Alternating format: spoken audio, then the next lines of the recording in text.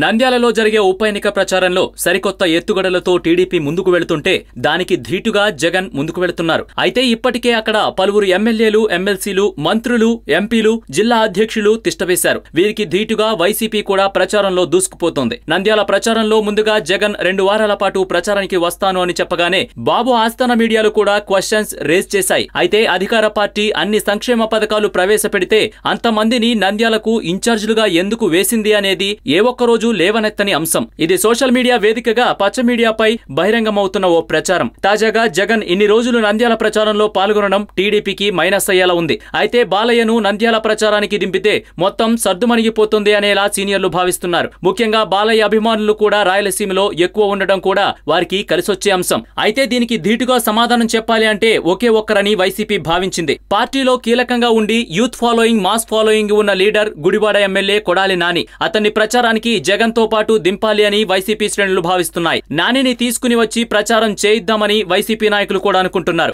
బాలయ్యకు ధీటుగా టీడీపీలో జరిగినవి అన్ని పోసగుచ్చినట్లు వివరిస్తారు కొడాలి నాని. ఎవరిని ఎలా చూశారు, తండ్రిని చివరి సమయాల్లో ఎలా చూశారు, వైస్రాయ్ బాగోతం, వెన్నుపోటు విధానం, ఆస్థాన పత్రికల వ్యవహారం అన్నింటినీ కొడాలి నాని వివరిస్తారని వైసీపీ నాయకులు కూడా చెబుతున్నారు. మొత్తానికి ఇది మరో వార్లా ఉండబోతోంది నంద్యాల ప్రచారంలోని రాజకీయ మేధావులు భావిస్తున్నారు. ఈ వీడియో మీకు నచ్చినట్లయితే లైక్ చేయండి, షేర్ చేయండి. మరిన్ని అప్డేట్స్ కోసం మా జనహితం టీవీని సబ్స్క్రైబ్ చేయడం మాత్రం మర్చిపోకండి.